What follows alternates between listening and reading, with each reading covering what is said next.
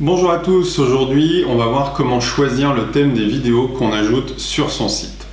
Alors, forcément vous avez tous déjà remarqué que dans les résultats de recherche de Google, vous n'avez pas que des textes, vous avez aussi des images, des featured snippets, il y a les people also ask maintenant, mais vous avez aussi quelquefois la vidéo. Et on va se dire, bon bah, ok j'en ajoute, mais comment je choisis le thème?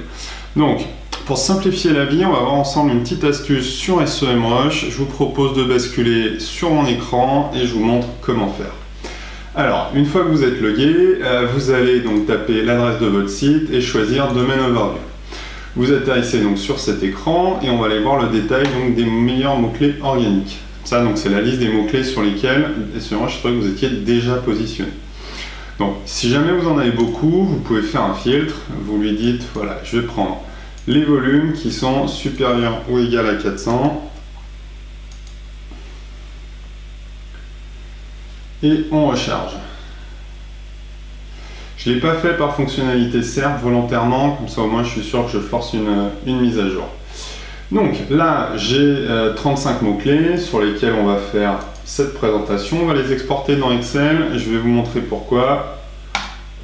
Ça permet en plus, si vous travaillez avec d'autres personnes, de leur communiquer les infos.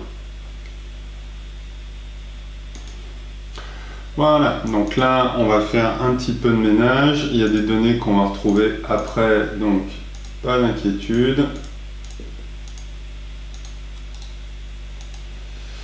Voilà, donc là j'ai ma liste de mots-clés sur laquelle je vais travailler, qu'on va aller mettre sur un autre écran d'SEMrush, qui est donc l'analyse de mots-clés et le Keyword Difficulty.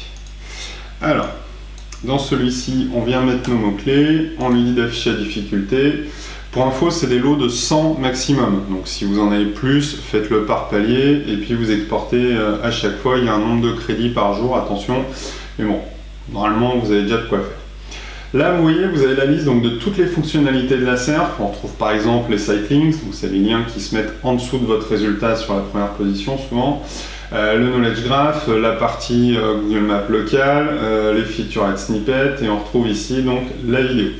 La vidéo ici, il n'y en a pas mais c'est pas grave, on va les exporter, c'est vraiment dans l'export qu'on les retrouve. Le temps que ça charge. Voilà, donc là on a l'export qui nous intéresse. Ici, donc je vais prendre toutes ces données, je vais venir les mettre dans l'autre fichier. Et du coup, maintenant, j'ai toutes mes infos pour commencer à choisir les sujets de mes vidéos. Donc, je vérifie bien que la partie mots-clés, on a les deux mêmes à chaque fois. On peut shooter celui-ci, comme ça on n'a pas de doublon. Le trends, il nous sert à rien. Voilà, et là j'ai mes SERP features, c'est ça qui m'intéresse. Ok. Donc maintenant ce qu'on va faire, c'est qu'on va venir ajouter ici quelques colonnes sur lesquelles on va venir éclater la partie SERP feature. Donc on va les éclater en fait pour que ça soit plus pratique à visualiser et à échanger avec d'autres personnes. Donc pour ça, un petit tips dans Excel que je vous montre. Alors je l'ai préparé à côté pour gagner un petit peu de temps. L'idée c'est que vous mettez en fait l'intégralité donc des colonnes, enfin des valeurs que vous avez dans SERP feature, vous l'éclatez donc dans différentes colonnes ici. Là et derrière vous venez mettre une formule. Tac. Qui vous permet, donc je vous mettrai la formule dans la description, qui vous permet de dire ok donc viens me chercher la tête de la colonne et est-ce qu'elle se trouve dans ma cellule de recherche. Voilà. Alors, un petit bug, sinon c'est pas drôle.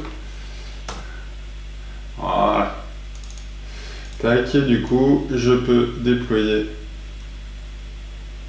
ma formule.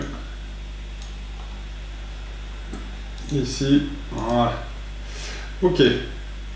Donc là-dessus on va mettre une petite couche de mise en page conditionnelle, je le fais vite, hein. L'idée là c'est pas de faire un tuto Excel, mais au moins on y verra un petit peu plus clair et c'est toujours plus sympa de retravailler sur un fichier qui est visuel. Alors simplement je lui dis de changer la couleur de la cellule en fonction de la valeur. On va mettre le oui en vert et le non en bleu. Voilà, et je reproduis ma mise en page. Voilà, et là on a quelque chose qui est quand même super clair et je peux voir en quelques clics quelle est l'URL qui répond avec du coup une vidéo possible dans la SERP. Alors, info à savoir, c'est que la vidéo dans la SERP, on parle ici donc dans les 100 premiers résultats de Google. Donc, votre vidéo, elle ne va pas forcément ranker dans le top 10 tout de suite. En plus, il y a peut-être d'autres gens qui ont fait des vidéos, mais c'est quand même un signal positif à Google. Ça veut dire que vous lui envoyez du contenu qui correspond à ce que lui, il a prévu de mettre dans ses résultats de recherche. Voilà, donc ça, c'est pas à négliger. L'autre point important qu'on voit avec ça, c'est, vous l'avez vu, on a à chaque fois sur notre ligne le mot-clé, la position actuelle, ça peut permettre de prioriser, le volume aussi, pour avoir une idée du ROI sur la quantité de recherches qui sont faites, et donc l'URL sur laquelle on est positionné, ce qui veut dire que vous allez pouvoir venir enrichir des pages existantes, et en plus, là où c'est intéressant, c'est que vu que vous avez déjà fait un contenu sur cette partie-là, et bien forcément, vous allez pouvoir savoir quelle va être la trame de votre vidéo. Éventuellement, vous la mettez un peu à jour si c'est un contenu qui date un peu, mais vous n'avez pas besoin de partir de zéro. Et ça vous permettra déjà de vous enlever un poids si vous n'avez jamais fait de vidéo avant.